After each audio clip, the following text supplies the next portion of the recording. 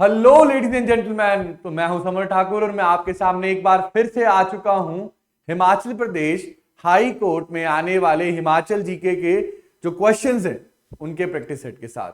तो बच्चों, आज ना सिर्फ हमारा गोल क्वेश्चन सोल्व करना रहेगा, बल्कि हर बार की तरह क्वेश्चन के बहाने से पूरे कंसेप्ट को एनालाइज करना, उसको सीखना और आगे आने वाले वक्त में अगर उससे कोई क्वेश्चन आता है तो वो सोल्व हो जाए एग्जाम में आपका क्वेश्चन। इस बात को इंश्योर करना आज की क्लास का एम रहेगा बच्चों।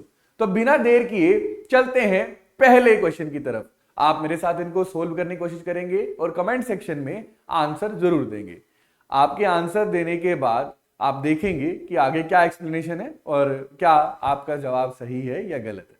चलिए, तो सबसे पहला अगर हम सवाल जो है, पहले सवाल की तरफ जाएं हम लोग बच्चों, तो आप यहां पे देख सकते हैं पहला सवाल आपके सामने स्क्रीन पे है। ज्वालामुखी temple is in which of the following style.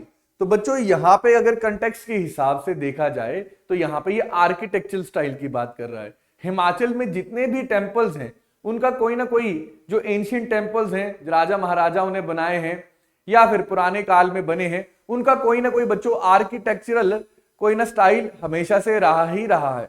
तो बच्चों इस क्वेश्चन को अगर आप देखोगे तो यहाँ पे ज्वालामुखी, ज्वाला माता का जो टेम्पल है फेमस, ठीक है, कांगड़ा का ज्वाला जी का टेम्पल, उसके बारे में पूछ रहा है। क्या ये शिखर स्टाइल में है, क्या ये डोम स्टाइल में है, क्या ये सतलुज वैली टाइप में है या फ्लैट रूफ टाइप में। तो आप अपना जवाब जो है वो दे सकते हैं कमेंट सेक्शन में। अपना जवाब अगर आप कमेंट सेक्शन में लिख चुके हैं तो आपको मैं बता दूं, अगर आपने डोम यानी ऑप्शन बी को जवाब की तरह चुना था तो आपका जवाब बिल्कुल सही है। अब बच्चों देखते हैं ये जवाब कैसे हम दे पाएंगे एग्जाम में अगर इस तरीके का क्वेश्चन आ जाता है। तो आप स्क्रीन पे देख पा रहे होंगे कि 5 से 7 कुल मिला के यहाँ पे हमने क्या लिखे हैं, अलग अलग स्टाइल लिखे हैं। यहाँ पे मैं आपको मेरे पीछे 7 अलग अलग स्टाइल दिख रहे होंगे। इन सारे के सारे डिफरेंट डिफरेंट आर्किटेक्चरल स्टाइल में बच्चों हिमाचल के अलग अलग मंदिर हैं। ये स्टाइल कहाँ कहाँ पे हैं और कैसे कैसे इनके मंदिर कहाँ कहाँ पे हैं और ये स्टाइल के क्या क्या नाम है, यही हम एक एक करके देखने वाले हैं। तो सबसे पहले आप देख सकते हैं, सबसे पहला जो स्टाइल है उसे हम कहते हैं शिखर टेम्पल स्टाइल। इस शिखर टेम्पल स्टाइल को हम लोग नगर स्टाइल या फिर आर्यन स्टाइल के नाम से भी जानते हैं। तो आप चाहें तो नोट डाउन कर सकते हैं कि इसे नगर स्टाइल या फिर बच्चों आर्यन स्टाइल के नाम से भी जाना जाता है शिखर स्टाइल को। इसको मैं अभी आपको दिखाऊंगा और इसके जो कैरेक्टरिस्टिक्स हैं उसके बारे में भी हम जरूर डिस्कशन करेंगे। बच्चों इसके एग्जांपल जैसे Lakshmi Narayan temples, Lakshmi Narayan group of temple Chamba में। उसके बाद बच्चों सतलुज वैली स्टाइल, ये दूसरा स्टाइल है। ये कैसा होता है, कैसा दिखता है, इसके बारे में डेफिनेटली हम अभी आगे देखने वाले हैं। जिसे भीमा काली टेम्पल जो है सराहन का, वो इसका एक अच्छा एग्जाम्पल है। डोम स्टाइल आप देख सकते हैं नैना देवी टेम्पल, चिंतपूर्णी टेम्पल, और जैसा कि अभी हमने क्वेश्चन में देखा बहुत सारे इसके एग्जाम्पल हैं जिसमें से ज्वाला जी भी उसका एक एग्जाम्पल है। फ्री स्टैंडिंग पगोड़ा स्टाइल या फिर बच्चों ये देखो पगोड़ा स्टाइल, ठीक है। तो पगोड़ा स्टाइल जो है ये भी एक बहुत अच्छा हम देखते हैं कि एग्जाम्पल है, जिसमें आप पराशर और हडिम्बा माता का टेम्पल देख सकते हैं। जुब्बल वैली स्टाइल, तो बच्चों ये पिरामिडल स्टाइल की बात हो रही है, यहाँ पे हाथ कोटी के मंदिर आप देख सकते हैं। फ्लैट रूफ स्टाइल, तो बच्चों ये आपको कांगड़ा वैली में देखने को मिलेंगे। अब एक एक करके इनके हम लोग आगे देखते हैं कैसे दिखते हैं और कैसे ये होते हैं। तो सबसे पहले अगर आप देखेंगे तो आपको यहाँ पे दिखेगा पेंट रूफ स्टाइल। कौन सा स्टाइल आपको दिखने वाला है बच्चों? पेंट रूफ स्टाइल दिखने वाला है, ठीक है। यहाँ पे हम लोगों से पेंट रूफ छूट गया था, तो अब पेंट रूफ बच्चों इसमें हम ऐड कर लेते हैं, ठीक है। अब जब इन सारों को आप एनालाइज करेंगे तो आपको पता चलेगा रूफ, बार बार flat roof, pent roof, pagoda भी छत की बात हो रही है, शिखर स्टाइल में हम विमान की बात करेंगे। तो बच्चों जितने भी टेम्पल है ना वो किस तरीके से बने हैं, किस आर्किटेक्चरल स्टाइल में है, सारे के सारे किसी न किसी आर्किटेक्चरल स्टाइल में बने हुए हैं। इन आर्किटेक्चरल स्टाइल्स को क्लासिफाई करने के लिए छत का बड़ा ही इंपॉर्टेंट रोल है। छत बड़े ही आसानी से तुम्हें आइडेंटिफाई करने में मदद करेगा और छत के बेसिस पे ही से आइडेंटिफाई किया जाता है छत कैसे दिखती है। तो अगर बच्चों किसी मंदिर की या किसी अगर आप उसको देखेंगे और आपको उसकी छत स्लेट से बनी हुई और ऐसी दिखेगी, स्लेटों से बनी हुई दिखेगी, और मैं उम्मीद करता हूं कि आप सभी लोग स्लेट जानते होंगे।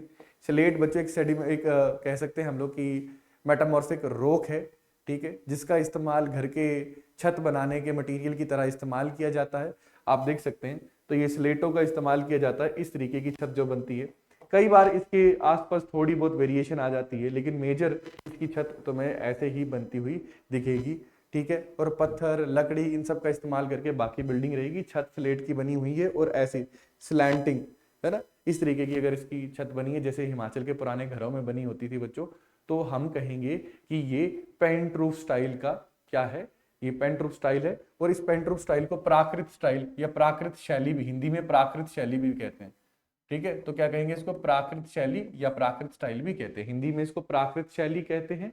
और इसमें जो छत है वो छत स्लेट, जिसको सैड भी कहते हैं, उससे बनी हुई होती है, ठीक है बच्चों। और स्लैंटेड रूफ इसकी आइडेंटिटी है, इस बात का आपने ख्याल रखना है। इसको बच्चों कई बार हम लोग pent roof and veranda style भी कहते हैं। इसके कुछ बहुत ही फेमस एग्जाम्पल जैसे लक्ष्मणा देवी टेम्पल भरमौर का, शक्ति देवी टेम्पल छतराड़ी चंबा का, काली देवी टेम्पल, ठीक है, और मृदुला देवी टेम्पल जो लाहौर में है, बिजली महादेव कुल्लू में है, वो इसके एग्जाम्पल्स हैं। ज्यादातर आपको बच्चों ये टेम्पल चंबा में देखने को मिलेंगे, और चंबा के अधीन बहुत टाइम के लिए लाहौर था तो वहां पे, और चंबा के इन्फ्लुएंस में कुल्लू भी था, तो इसी रीजन में आपको ज्यादातर ये टेम्पल जो हैं वो देखने को मिलेंगे। बच्चों जितने भी टेम्पल्स होंगे आप देखोगे, जितने भी स्टाइल्स हैं भैया, ये बहुत ज्यादा ज्योग्राफिकल और हिस्टोरिकल फैक्टर्स पे डिपेंड करते हैं। बच्चों ये जो स्लैंटिंग छतें हैं ये बड़ी ही हेल्पफुल होती है। जब बर्फ गिरती है तो बर्फ टिकती नहीं है इन पे। अगर यहाँ पे फ्लैट रूफ बना दिया जाता तो बर्फ इकट्ठा हो जाती और बहुत सारी दिक्कत यहाँ पे हो सकती थी। ज्योग्राफिकल रीजन और हिस्टोरिकल रीजन बहुत बड़ा इम्पैक्ट सोसाइटी, कल्चर, आर्किटेक्चर इन सब पे डालते हैं, तो आपने इस बात का ख्याल रखना है। अब दूसरा स्टाइल देखिए जो है पगोड़ा स्टाइल। तो बच्चों पगोड़ा जो है, पगोड़ा एक खास तरीके की छत होती है। ये बच्चों नेपाल से होते हुए भारत, चाइना से होते हुए नेपाल, नेपाल से हुए भारत, अब हम देखते हैं ये कल्चर पहुंचा है। इसमें अगर आप देखोगे तो एक छत के ऊपर दूसरी छत आपको दिखाई देगी। जैसे अगर आप यहाँ पे देखेंगे तो आपको एक छत, ये हडिम्बा माता के टेम्पल का जो कुल्लू में मनाली के पास है, उसका फोटो यहाँ पे हमने लगाया है। यहाँ पे एक छत के ऊपर दूसरी छत, दूसरी के ऊपर तीसरी, और तीसरी के ऊपर चौथी छत आपको यहाँ पे देखने को बच्चों मिल रही होगी। अब बच्चों ये जो छत आप यहाँ पे देख रहे हैं, ऐसी छत को हम कहते हैं पगोड़ा। इसका एक और एग्जाम्पल है प्राश्य ऋषि, कई सारे एग्जाम्पल्स हैं, ज्यादातर आपको ये मंडी और कुल्लू के रीजन में देखने को मिलेगा। इसके बढ़िया एग्जाम्पल आप हडिम्बा देवी या फिर डोंगराई माता का मंदिर मनाली में, उसके बाद त्रिपुरा सुंदरी का मंदिर नगर कुल्लू में, आदि ब्रह्मा का मंदिर खोखण कुल्लू में, उसके बाद बच्चों सुनगारा महेश्वर का मंदिर किन्नौर में। तो बच्चों ज्यादातर आपको ये मंडी और कुल्लू में देखने को मिलेंगे। इसके अलावा भी कई जगहों पे आपको ये देखने को मिल सकता है, ठीक है। ये कौन सा है, पगोड़ा स्टाइल, या फिर हम कहते हैं फ्री स्टैंडिंग पगोड़ा स्टाइल, ठीक है बच्चों, इस बात का आपने ख्याल रखना है। इसके बाद जो अगला आपके पास है बच्चों वो है पिरामिडल स्टाइल। अगर आप पिरामिडल स्टाइल पे ध्यान देंगे तो बच्चों लिटरली जैसे एक पिरामिड की ज्योमेट्री होती है, इसकी छत वैसे ही आपको देखने को मिलेगी। पिरामिड की ज्योमेट्री की तरह आपको ऐसे देखने को मिलेगा, इसकी छत आपको ऐसे देखने को मिलेगी। आप यहाँ पे देख सकते हैं कि ये बेशक स्लेट की छत बनी हुई होगी यहाँ पे, लेकिन इसका जो अगर ज्योमेट्री देखोगे आप तो एक पिरामिड की तरह आपको ये देखने को मिलेगी। तो इसीलिए इसको हम क्या कह देते हैं, पिरामिडल या फिर जुब्बल स्टाइल कह देते हैं इसको, ठीक है। जुब्बल स्टाइल या पिरामिडल स्टाइल क्यों कह देते हैं, क्योंकि जुब्बल वाले इलाके में अब बच्चों अगर आप देखोगे जहां पे आज जिला है, एक शिमला जिला है जो कि भारत की, जहां पे शिमला शहर भारत की राजधानी भी है, यहाँ पे 20 के आसपास रियासतें थी बच्चों, अलग अलग रियासतें थी। आपने जाना होगा कोटी, बज्जी, है ना, आपने सुना होगा बलसार, आपने सारू के बारे में सुना होगा कि बुशार थी, है ना, तो वैसे जुब्बल थी। तो बच्चों जो जुब्बल वाला इलाका है, जुब्बल वाले इलाके में बच्चों आपको ये खास तरीके का आर्किटेक्चर देखने को मिलेगा। आप देख सकते हैं इसके एग्जाम्पल जैसे हाथेश्वरी देवी टेम्पल, शिव और शिवा टेम्पल हाथकोटी में। उसके अलावा बच्चों महासू एंड शिवा टेम्पल्स कहाँ पे, देवरा जुब्बल में। और जुब्बल कहाँ पे आज के टाइम पे बच्चों, शिमला में। तो आप देख सकते हैं कि ये कुछ एग्जाम्पल्स हैं, ये कुछ एग्जाम्पल्स हैं। आप चाहे तो इनका स्क्रीनशॉट भी ले सकते हैं ताकि आगे आपको एग्जाम के रेफरेंस में ये मदद करे। चलिए अब चलते हैं आगे बच्चों। तो अब बात करते हैं सतलुज स्टाइल की, बात करते हैं सतलुज वैली स्टाइल की। तो बच्चों ये बहुत ही फेमस है, हम कह सकते हैं। तो बच्चों भारत में हमें पता है कि हिमाचल में सतलुज नदी बहती है, और जब ये हिमाचल में बहती हुई मतलब आगे जाती है तो पहाड़ों को काट के ये वैलीज बनाती हैं। उन्हीं वैलीज में शिमला के बहुत सारे हम देखते हैं, सिरमौर, शिमला, ये वाले जो रीजन है, यहाँ पे अगर हम बात करें बेसिकली शिमला, आज का जो शिमला है, इस रीजन में एक हम कह सकते हैं अलग तरीके का, जिसमें काठ घुनी का इस्तेमाल होता है, और भी बहुत सारे अलग अलग तरीके की टेक्निक्स का इस्तेमाल होता है। और काठ गुनी और ये छत बनाने का सिस्टम जब मिक्स हो जाता है तो इस पर्टिकुलर आर्किटेक्चर जैसे मंदिर बने हुए हैं, इसको हम कहते हैं सतलुज वैली स्टाइल। ठीक है बच्चों, तो यहाँ पे अगर आप देखेंगे तो ये पेंट रूफ का पगोडा स्टाइल का मिक्स होता है। पेंट रूफ की छतें और पगोडा, आप देख सकते हैं यहाँ पे आपको पगोडा मतलब एक के ऊपर एक छत भी दिखेगी, और पेंट रूफ वाली छतें भी यूं आपको देखने को मिलेगी। जबकि नीचे की बिल्डिंग अगर आप देखेंगे तो काठ गुनी स्टाइल में ये बनी होती है। काठ का मतलब ही क्या होता है? लकड़ी। तो जब लकड़ी और पत्थर को मिला के कोई आर्किटेक्चर बनाया जाता है तो उसको हम काठ गुनी भी कहते हैं बच्चों। तो इसकी एग्जांपल भीमा काली टेम्पल सराहन शिमला में जो है वो एक इसका बहुत ही अच्छा उदाहरण है बच्चों। उसके अलावा आप देख सकते हैं यहाँ पे बहाना महादेव और दक्षिणेश्वरी देवी का जो टेम्पल है निथार में, तो बच्चों वो क्या है? वो एग्जाम्पल है किसका? वो एक एग्जाम्पल है सतलुज वैली स्टाइल का। चलिए बच्चों आगे अगर हम देखें शिखर स्टाइल और नगर स्टाइल, तो बच्चों अगर देखेंगे यहाँ पे शिखर स्टाइल और नगर स्टाइल, तो बच्चों ये बहुत ही ज्यादा मशहूर है। शिखर स्टाइल, नगर स्टाइल यहाँ पे तो लिख दिया है। इसको बच्चों आर्यन स्टाइल भी कहते हैं। तो भारत में जब गुप्तों के दौरान मंदिर बनना शुरू हुए तो उस वक्त में बच्चों यही आर्यन स्टाइल जो है, इसी की वेरिएशंस आपको पूरे भारत में देखने को मिल जाएगी। तो मतलब इसकी खास बात क्या है? अगर आप इसको देखेंगे तो बच्चे इसमें शिखर होता है, ये देखिए, ठीक है, सबसे ऊपर होता है शिखर। ठीक है, अगर आप देखेंगे तो पत्थरों से मंदिर बना होता है। अब एक एक लेवल के ऊपर, मंदिर के ऊपर अगर आप देखेंगे तो उसके ऊपर होता है विमान।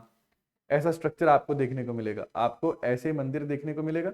मंदिर के ऊपर बच्चों आपको ऐसे विमान की तरह आकृति देखने को मिलेगी। ये जो आपको बंद आकृति, अगर आप लोगों ने पहाड़ देखे होंगे, पहाड़ देखे होंगे तो पहाड़ की तरह लगता है ये, या फिर ऐसे लगता है कि कोई भाई हवाई जहाज जो उड़ने वाला है, इसको विमान कहते हैं। आपने आजकल के मंदिरों में देखा होगा, लोग ऐसे ही बना देते हैं, मंदिर के ऊपर ऐसे बना देते हैं, लेकिन ये बहुत ही पहले आर्किटेक्चर में एक लॉजिकली बनाया जाता था, इसके पीछे कई वजहें रहती थी। तो ये क्या है? एक विमान है। विमान के ऊपर अगर आप देखोगे तो इसके शिखर में आपको यहाँ पे अमल्क देखने को मिलेगा। यहाँ पे बच्चों ऐसे सा आपको शेप देखने को मिलेगा। यहाँ पे स्लेट डाले हुए हैं, ये लक्ष्मी नारायण मंदिर का फोटो है। स्लेट इसलिए डाले हुए हैं ताकि बर्फ से बचने के लिए, ठीक है बच्चों। अदरवाइज यहाँ पे आपको एक ऐसी आकृति दिखेगी, वो अमल्क होता था। अब अमल्क के ऊपर बच्चों यहाँ पे कलश होता है, फिर ऊपर क्या होती है? पिताका होती है, जिसको ध्वजा भी कहते हैं, ठीक है, झंडा जिसको हम कहते हैं। इसके बाद बच्चे मंदिर के आगे वाले हिस्से में, ठीक है, मैं इस तरफ बना रहा हूँ, यहाँ पे अगर आप देखोगे तो इस तरफ देखो, ये देखो, ये आगे वाला जो हिस्सा है, इसमें ऐसे बच्चे यहाँ पे मंडप होता था, मंडप। और मंडप में ही बच्चों शादी ब्याह, कोई कारज है, कोई हवन है, वो यहीं पे किया जाता था, मंडप में। और बच्चों अगर आप यहाँ पे देखेंगे तो ये जो हिस्सा है इसे गर्भगृह कहते हैं। इसी में जो मुख्य डायटी है, यानी देव या देवता है, या शिवलिंग है, या कोई मूर्ति है, वो यहीं पे गर्भगृह में रखी होती है। तो ये अंदर गर्भगृह है, ठीक है बच्चों, आप देख सकते हैं। इस स्टाइल को हम कहते हैं शिखर स्टाइल, क्योंकि ऊपर की तरफ ये शिखर होता है इसके ऊपर, ठीक है। या फिर क्या कहते हैं इसको? नगर स्टाइल या आर्यन स्टाइल बच्चों। यहाँ पे आपको हिमाचल में बहुत सारे टेम्पल जो हैं इस स्टाइल के देखने को मिल जाएंगे। तो मैं उम्मीद करता हूँ कि आपको बहुत अच्छे से इसका आइडिया हो गया होगा। चलिए बच्चों, तो थोड़ा आगे चलते हैं, इसके एग्जाम्पल्स देखते हैं। तो अगर आप इसके बच्चों एग्जाम्पल्स अगर यहाँ पे देखें तो आपको यहाँ पे विद्यानाथ टेम्पल बैजनाथ में, जो बैजनाथ में शिव जी का टेम्पल है, कहा जाता है रावण ने बनवाया था, ठीक है, महादेव का टेम्पल है, वो इसका एक बहुत ही अच्छा एग्जाम्पल है। उसके अलावा बच्चों लक्ष्मी नारायण टेम्पल ग्रुप, ये फोटो ही टेम्पल ग्रुप की, इसमें लक्ष्मी नारायण जी का मंदिर एक है, बाकी सारे के सारे क्या है? इसी कॉम्प्लेक्स में बहुत सारे मंदिर हैं। तो ये सारे के सारे किसमें बने हैं? इसी में बने हैं। उसके अलावा बजूरा टेम्पल कुल्लू में, ठीक है बच्चों, ये भी इसी स्टाइल में बना है। उसके बाद बच्चों आप देख सकते हैं ठाकुरवाड़ा, ठीक है, एट मसरूर कांगड़ा में, ठीक है। तो बच्चों ये सारे के सारे टेम्पल जो हैं, इन टेम्पल्स को आप देखेंगे तो ये शिखर स्टाइल में बने हुए हैं, ठीक है। अब चलते हैं आगे। आगे चलेंगे तो जो आंसर था, इसीलिए हम लोगों ने थोड़ी सी इसको अलग तरीके से दिखा देते हैं, ठीक है। तो आप देख के पता चल जाएगा, जो हमारा आंसर था यानी ज्वाला जी वाला, फोटो भी हमने किसकी लगाई है? ज्वाला जी की ही लगाई है। तो यहाँ पे आप देख सकते हैं, यहाँ पे अगर आप ध्यान से देखेंगे तो ये डोम स्टाइल है। अब बच्चों डोम एक खास तरीके का छत होती है, जिसमें आप देखेंगे कि एक ना सेमी सर्कुलर सा है ना, ये हेमिस्फीयर सफेयर 3 डायमेंशनल है ना, तो सर्कुलर के बजाय सफेयर कहना ज्यादा सही रहेगा। तो अगर आप यहाँ पे देखेंगे तो सफेरिकल सा आपको यहाँ पे इसकी छत देखने को, यहाँ पे ऐसे इसकी छत देखने को बच्चे मिलेगी, ऐसे इसकी छत देखने को मिलेगी। ठीक है, तो आप यहाँ पे अगर देखेंगे तो सेम बच्चे यहाँ पे भी देखेंगे तो आपको ये माता जी के मंदिर की जो छत है बच्चों, ये ऐसी ही देखने को थोड़ी सी मिल रही। ठीक है, तो ये जो स्टाइल है, अगर आप इस स्टाइल को ढूंढेंगे तो आपको पता चलेगा बच्चों, बेसिकली जो डोम है पहले मस्जिदों में इस्तेमाल किए जाते थे। मस्जिदों के बाद ये जो डोम स्टाइल है ये मंदिरों में इस्तेमाल होने लगा। लेकिन कैसे, देखो अब पंजाब में गुरुद्वारों के ऊपर देखोगे तो आपको ऐसे ही डोम दिखाई देंगे। तो जो पंजाब के साथ बॉर्डर शेयर कर रहे इलाके हैं, जैसे कांगड़ा है, जैसे बच्चों ऊना है, जैसे बिलासपुर है, तो यहाँ पे जो आपको चाहे चिंतपूर्णी का मंदिर है, चाहे माता नैना देवी का मंदिर है, चाहे वो ज्वाला जी का टेम्पल है, तो बच्चों यहाँ पे इस रीजन में आपको जो पंजाब के साथ नीचे लोअर प्लेन वाले इलाके हैं वहां पे आपको इस तरीके का आर्किटेक्चर देखने को मिलेगा। ठीक है, इसकी छत से बच्चे आप इसको पहचान सकते हैं। तो आप देख सकते हैं ज्वालामुखी का टेम्पल, ब्रजेश्वरी टेम्पल कांगड़ा में, चिंतपूर्णी का टेम्पल ऊना में, उसके बाद कमलेश्वर टेम्पल मंडी में भी ऐसा ही है। उसके बाद बच्चों उसके अलावा तारना टेम्पल, तो मंडी के साथ भी सिक्स के काफी ज्यादा हम देखते हैं इन्वॉल्वमेंट रही, तो इस वजह से आप ये देख सकते हैं। नैना देवी टेम्पल बिलासपुर में भी बच्चों इसी तरीके का एक टेम्पल है। चलिए अब थोड़ा सा आगे चलते हैं बच्चों, अगले स्टाइल की तरफ जाते हैं। ये है फ्लैट रूफ। तो बच्चों जैसे पहाड़ों में तुम देखोगे लेंटर कहते हैं, छत होती है प्लेन छत है ना, कंक्रीट की बनती है, तो वैसे ही बच्चों पहले कंक्रीट की तो नहीं लेकिन ऐसी लेंटर की तरफ फ्लैट रूफ वाली जो छतें हैं, ऐसी छत के वाले भी मंदिर हुआ करते थे। तो ऐसे इनका आप देख सकते हैं यहाँ पे कोई आपको विमान नहीं देखने को मिलेगा, कोई चीज नहीं मिलेगा। तो ये तो बच्चों बाद में ऊपर ना, जैसे हम आजकल क्या लगा देते हैं, जंगले लगा देते हैं, रेलिंग्स लगा देते हैं, फेंसिंग लगा देते हैं, वैसे ही बच्चों जैसे रेलिंग लगा देते हैं ना, वैसे ही ये स्ट्रक्चर बना है। Otherwise it is a flat roof, flat है ऊपर से, यहाँ पे कोई भी आपको आकृति, कोई डोम, कोई स्ट्रक्चर आपको यहाँ पे देखने को नहीं मिलेगा। अच्छा बच्चों अगर आप यहाँ पे ध्यान देंगे तो आपको मिलेगा कि ये ज्यादातर कांगड़ा जो है, कांगड़ा वैली में आपको देखने को मिलेंगे, इसलिए लिखा भी हुआ है flat roof temple of Kangra valley, Kangra valley के फ्लैट रूफ टेम्पल्स। तो बच्चों आप यहाँ पे एग्जाम्पल देख सकते हैं, इसके बड़े सारे एग्जाम्पल है, जैसे राम गोपाल टेम्पल है डमटाल का, कांगड़ा का। तो डमटाल बिल्कुल ही बच्चों पठानकोट के साथ, यानी पठानकोट तो पंजाब में है, तो बिल्कुल ही पंजाब के बॉर्डर में है। उसके अलावा बच्चों आप देख सकते हैं नर्मदेश्वर टेम्पल जो है ये सुजानपुर टीरा हमीरपुर में आपको देखने को मिलेगा। तो बच्चों आप देख सकते हैं कि जो पंजाब के साथ लगने वाले इलाके हैं, कांगड़ा के आसपास के जो इलाके हैं, कांगड़ा वैली में ही आपको ये फ्लैट रूफ जो वाले जो टेम्पल है वो देखने को मिलेंगे।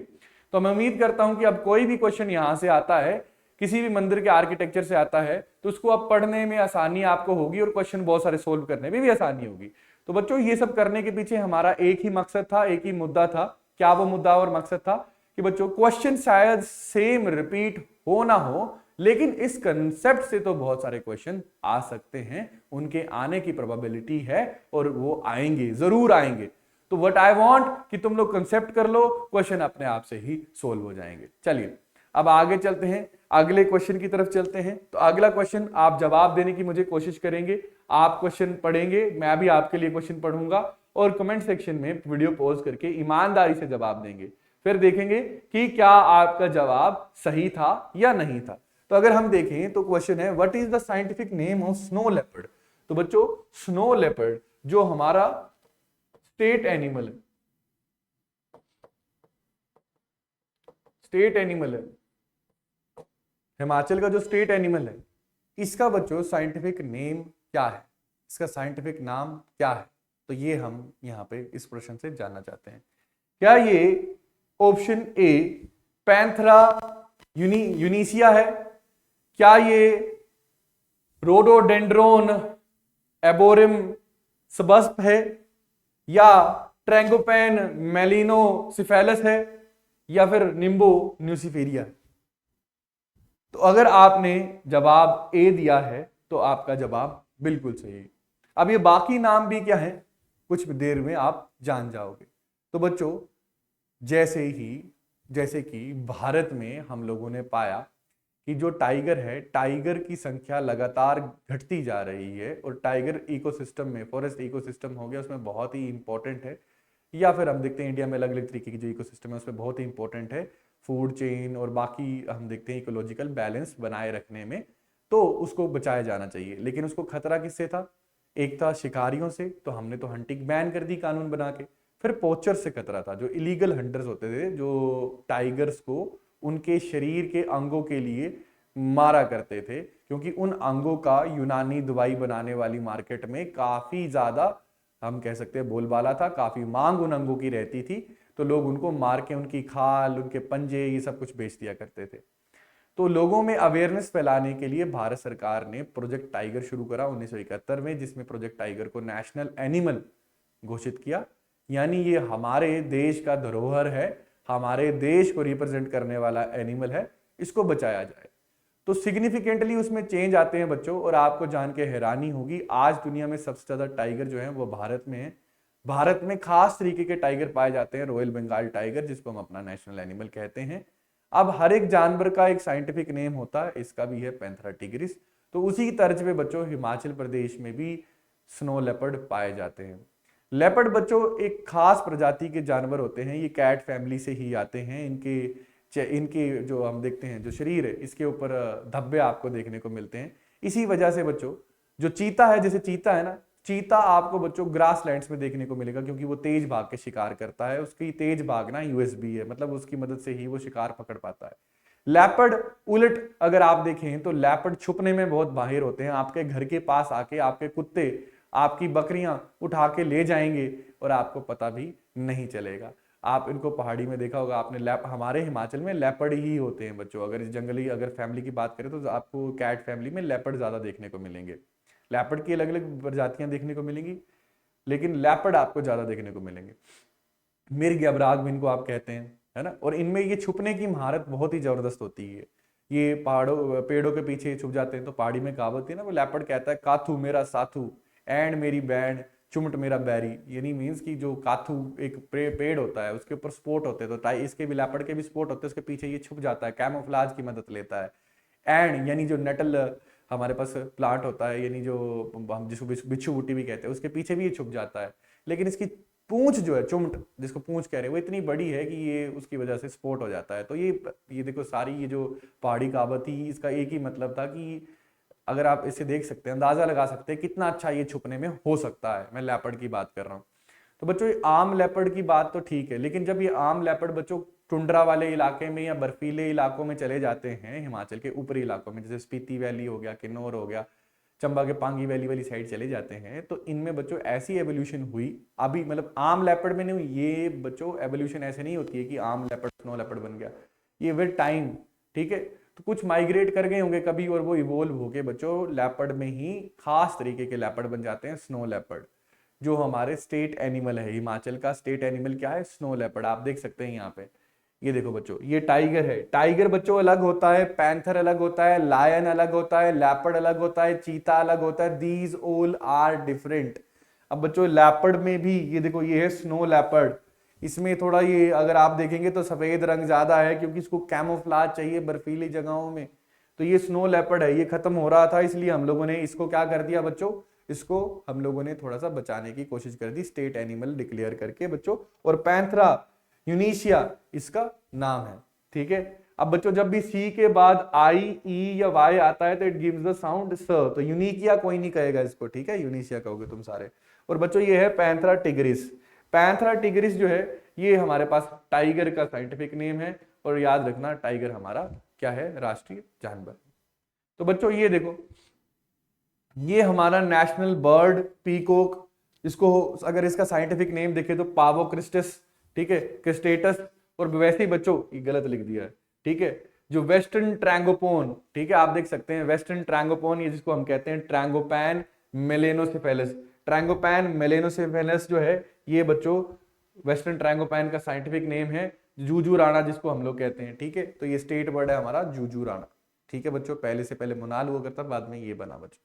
अब मुनाल जो है अगर हम बात करें उसकी, तो ये बहुत सारी स्टेट्स का, और भी स्टेट्स का क्या है, स्टेट बर्ड है बच्चों। ये हमारा क्या है? राष्ट्रीय फूल है, यानी नेशनल फ्लावर है, जिसको हम कहते हैं निलंबो न्यूसीफेरा, यानी कमल का फूल, यानी लोटस का फूल। लेकिन जब हम स्टेट फ्लावर की बात करते हैं तो गुलाबी बुरांस, यानी रोडेंड्रोन आर्बेरियम स्वस्प जो है ये बच्चों, रोडेंड्रोन जो है ये हमारा जो है गुलाबी बुरांस कह सकते हैं कि राज्य का फूल है, यानी स्टेट फ्लावर है बच्चों। तो आप इस बात का ख्याल रखेंगे और याद रखेंगे निलंबो न्यूसिफेरा यानी ये कमल है। चलिए बच्चों, तो ये आगे अगर ऐसे कोई क्वेश्चन आते हैं तो आई होप आप आसानी से सोल्व कर पाएंगे। अगले क्वेश्चन की तरफ चलते हैं। Sutlej river enters Himachal Pradesh at which of the following place.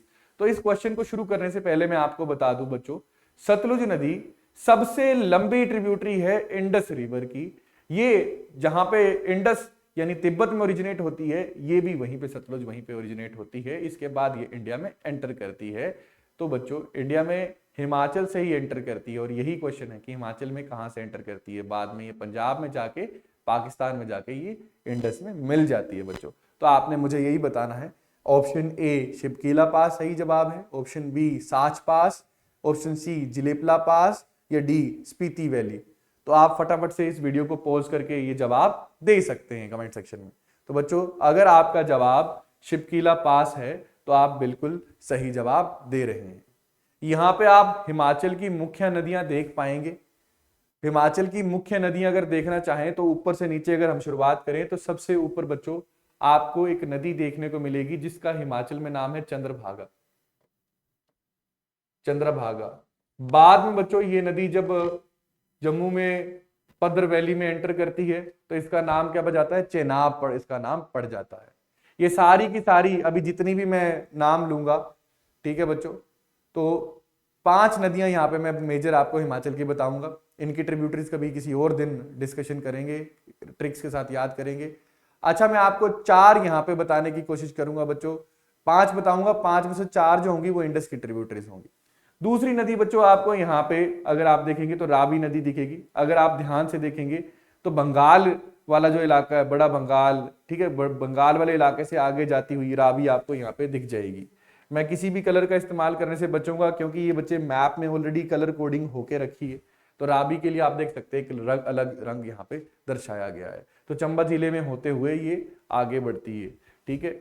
अच्छा बच्चों, उसके बाद अगर हम आगे देखें तो यहाँ पे इस मैप में आप ध्यान से देखेंगे तो ये भी बताया होगा कौन सी नदी हिमाचल में कितने किलोमीटर बहती है। 122 किलोमीटर चेनाब यानी जिसको चंद्रभागा कहते हैं। 158 मीटर्स के पास अगर आप यहाँ पे देखें तो आपको यहाँ पे ध्यान 150 किलोमीटर के आसपास आपको क्या दिखेगी, रावी। ब्यास आपको 258 किलोमीटर के पास, सतलुज 320 किलोमीटर के पास, यमुना 22 किलोमीटर। यानी सबसे छोटी नदी जो हिमाचल में बहती है वो यमुना है और सबसे बड़ी नदी जो बहती है वो सतलुज है। कई बार बच्चों अरेंज करने के लिए पूछ लेता है, तो अगर आप अरेंज करेंगे तो आप कैसे करेंगे, सतलुज, फिर ब्यास, फिर रावी, फिर चेनाब और फिर यमुना। सबसे बड़ी नदी कौन सी, सबसे छोटी नदी कौन सी। अगर अरेंज करने के लिए पूछ लेता है बच्चों तो ये डिसेंडिंग ऑर्डर में आप ऐसे लगा सकते हैं। इसका उल्टा जो होगा वो असेंडिंग ऑर्डर हो जाएगा। अब यहाँ पे अगली नदी यानी ब्यास के बारे में देख लेते हैं। तो बच्चों रोहतांग पास के आसपास आप देख सकते हैं, यहाँ से ओरिजिनेट होते कुल्लू से पूरा होते हुए, बाद बच्चों मंडी से होते हुए, कांगड़ा से होते हुए ये ब्यास कहाँ जा रही है बच्चों, ये पंजाब में चली जा रही है। उसके बाद अगर आप देखेंगे तो आपको किन्नौर के शिपकीला पास से आती हुई ये जो चौथी नदी है जो इंडस की ट्रिब्यूटरी है ये आपको दिख जाएगी बच्चों। क्या नाम है इस नदी का, इस नदी का नाम है बच्चों सतलुज। सतलुज आप देख सकते हैं शिमला से होते हुए, ठीक है, किन्नौर से होते हुए, शिमला से होते हुए, कुल्लू से होते हुए बच्चों, मंडी से होते हुए, ठीक है, ये देखो सोलन, बिलासपुर, ऊना से होते हुए बच्चों ये पंजाब में चली जा रही है। और आपको सिरमौर से छूते हुए निकलते हुए यहां से यमुना भी बच्चों दिखाई दे रही होगी। चलिए, तो इनके बारे में कुछ एक छोटी बहुत चीजें जो है हम लोग कलर कोडिंग का इस्तेमाल कर सकते हैं, आप स्क्रीनशॉट भी इसका ले सकते हैं बच्चों। अब थोड़ा सा बच्चों हम लोग क्या करते हैं, आगे थोड़ा सा हम चीजों को देखते हैं। तो अगर आप थोड़ा आगे चीजें को देखेंगे, थोड़ा मैंने पॉइंटर्स आपके लिए लाए हैं यहाँ पे। रावी जो है, ठीक है, 130 150 इसके मतलब अप्रोक्सीमेशन में देखोगे तो 150 किलोमीटर के आसपास बहती है, ठीक है, चंबा रीजन में, है ना। 10-15 किलोमीटर ये कांगड़ा वाले रीजन में थोड़ा बहुत बहती है, ठीक है। और बच्चों ये चंबा को छोड़ती है कहाँ पे, खैरी एक जगह है, यहां से ये चंबा को छोड़ के जम्मू वाले रीजन में एंटर कर जाती है बच्चों, ठीक है। तो खैरी आपने याद रखना, इससे पहले बना है कौन सा डैम, चमेरा डैम। तो चमेरा डैम के आगे बच्चों एक जगह है खैरी, इस जगह से खैरी से ये क्या करती है, रावी चंबा को छोड़ देती है, यानी हिमाचल के बाहर चली जाती है। ब्यास की अगर बात करें बच्चों, तो ब्यास में अगर आप ध्यान दें तो ब्यास कुल्लू से ओरिजिनेट होती है। कुल्लू के पास बजूरा से बच्चों एक जगह है बजूरा, बजूरा से ब्यास मंडी में आ जाती है। मंडी के पास बच्चों एक गांव है संधोल, तो संधोल एक इलाका है। संधोल से क्या करती है बच्चों, ये कहां पे ऐड हो जाती है, कांगड़ा में, ठीक है। और कांगड़ा में ऐड होने के बाद बच्चों एक कांगड़ा में एक जगह है मीरथल, तो मीरथल से होती हुई ये बच्चों कहां चली जाती है, मीरथल से होती हुई ये पंजाब में चली जाती है। तो यही हमने लिखा है, लेकिन थोड़ा उल्टे सीक्वेंस में लिखा है। जैसे आप यहां देख रहे हैं, Beas enters district Kangra at Sandhol, तो मंडी से आई कांगड़ा में, लीव्स नियर मीरथल, ठीक है, मीरथल के पास उसने लीव कर दिया, ठीक है। एट बजूरा इट एंटर्स मंडी, ठीक है।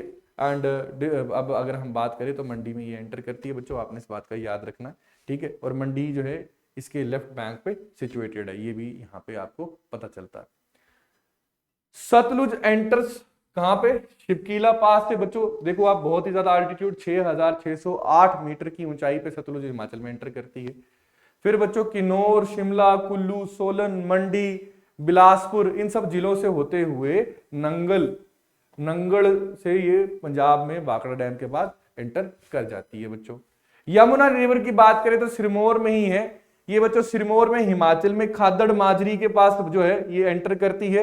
और सिरमौर जिले को बच्चों जो हमारे पास जगह है, ठीक है, तेजेवाला, तो ताजेवाला जो जगह है, तेजेवाला जगह है, यहाँ पे तेजेवाला जगह में ये छोड़ के हिमाचल को हरियाणा में एंटर कर जाती है। ज्यादा नहीं, बहुत छोटा सा इसका यहाँ पे आपको ट्रैक देखने को मिलेगा। अगर चंद्रभागा की बात करें बच्चों, तो चंद्रभागा, चंद्रा और भागा, चंद्रताल सूरजताल से दो हम देखते हैं कि वाटर स्ट्रीम्स मिलती हैं, टांडी नामक जगह में ये आपस में मिलती है। इसके बाद ये आगे फ्लो करने लगती है। जब ये आगे बहने लगती है तो बच्चों ये लोल और स्पीति में अब तक सारा काम हो रहा था। इसके बाद ये चंबा में आके आपस में चंबा में चली जाती है। चंबा में बच्चों, चंबा में पांगी वैली में ये आगे जाती है। अगर आप पांगी वैली में देखोगे तो ये एंटर कर जाती है। कहां पे, तो आप याद रख सकते हैं नियर भुजिंड एक जगह है वहां पे। और बच्चे संसारी नाला आगे एक जगह है, यहाँ पे ये पांगी वैली को छोड़ के पद्र वैली में, यानी कश्मीर में किश्तवाड़ वाला जो इलाका है, यहाँ पे ये एंटर कर जाती है बच्चों। तो ये था हमारा ये क्वेश्चन। आई होप कि इसकी मदद से आप लोगों को बहुत सारी चीजें और भी क्लियर हुई होगी। अगले क्वेश्चन की तरफ चलते हैं बच्चे। Mandi city is situated on which bank, sorry, Mandi city is situated on the bank of which river. कहता जो मंडी शहर है, ठीक है बच्चों, वो कौन सी नदी के किनारे बसा हुआ है। अगर हम इस सवाल की बात करें तो मंडी ही नहीं, दुनिया के बहुत बड़ी बड़ी सभ्यताएं, दुनिया के सबसे पुराने शहर जैसे मोहनजोदारो, हड़प्पा, इजिप्शियन सिविलाइजेशन, सारे ही शहर क्या प्रेफर करते हैं, नदियों के किनारे। तो वैसे ही नदियों के किनारे कुछ शहर होते हैं और एग्जामिनर इनके बारे में पूछ भी लेता है, तो आपको इस बारे में थोड़ा आइडिया होना जरूरी है। तो आप अगर यहाँ पे इसको पॉज करेंगे और इसके ऑप्शंस देखेंगे और मुझे बताएंगे इसका आंसर क्या है। ब्यास, रावी, यमुना, न्योगल, ठीक है। तो न्योगल तो बच्चों एक छोटी खड है, ठीक है। यमुना, रावी, ब्यास सब मुझे बता दें बच्चों। आपने जवाब अगर यहाँ पे ब्यास दिया है तो आप बिल्कुल सही हैं, ठीक है।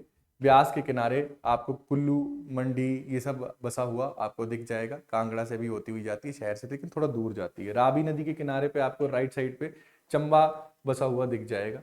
यमुना के किनारे बच्चों बहुत सारे शहर हैं, इवन यमुना नगर का नाम ही यमुना के नाम पे पड़ा है।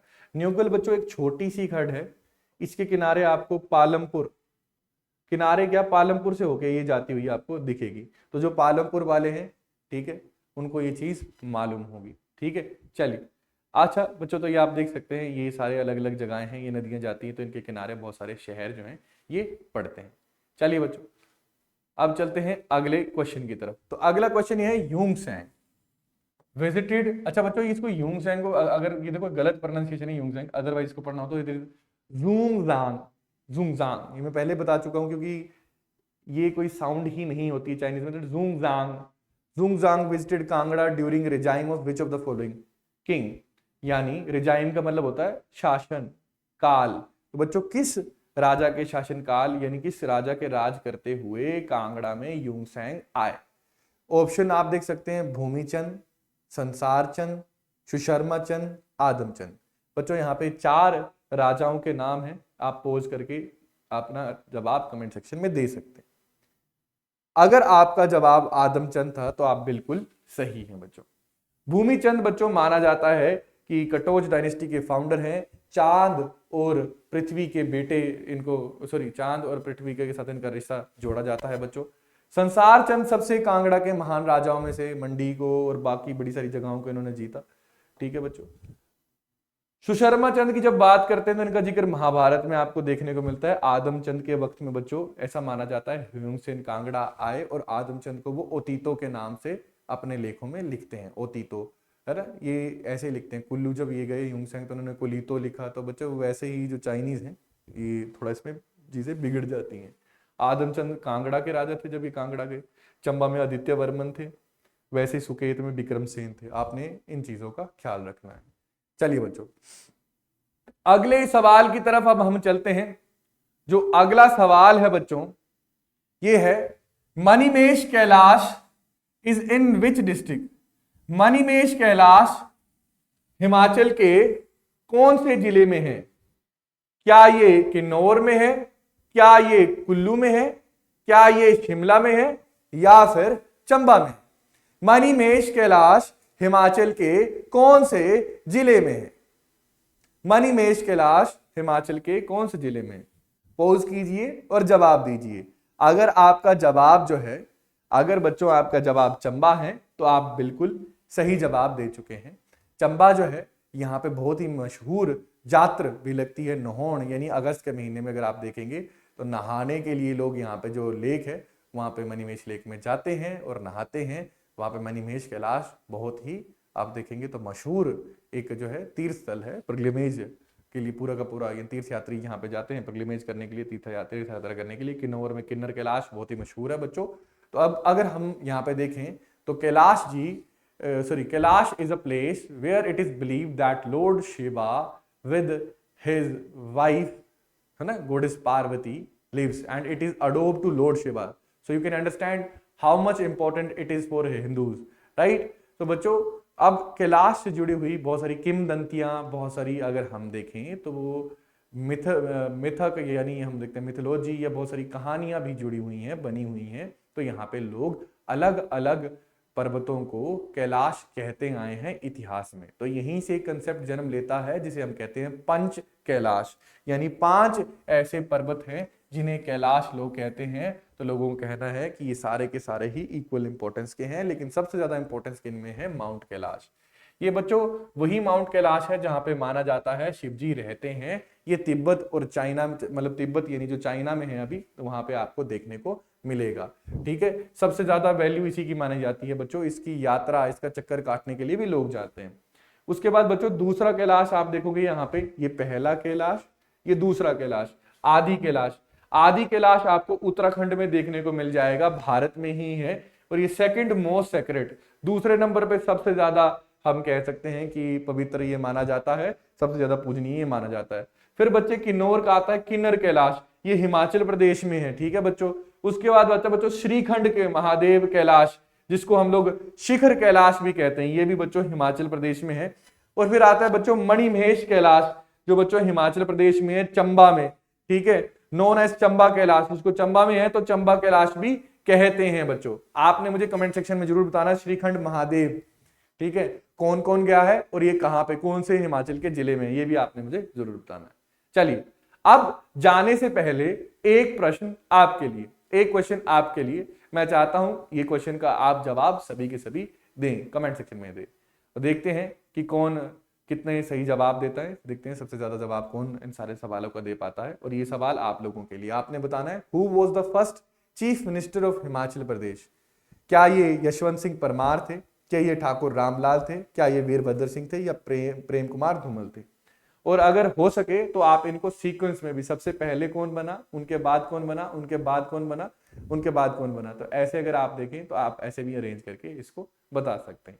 तो चलिए बच्चों इसी के साथ आज के लेक्चर में लेते हैं अलविदा। खूब सारी पढ़ाई करना, ठीक है। मैं उम्मीद करता हूं कि आप बहुत कुछ सीख सके होंगे यहाँ से, और अगर आपको ये लेक्चर पसंद आया हो तो अपने दोस्तों के साथ उनकी मदद के लिए शेयर भी कर सकते हैं। Have a very good time.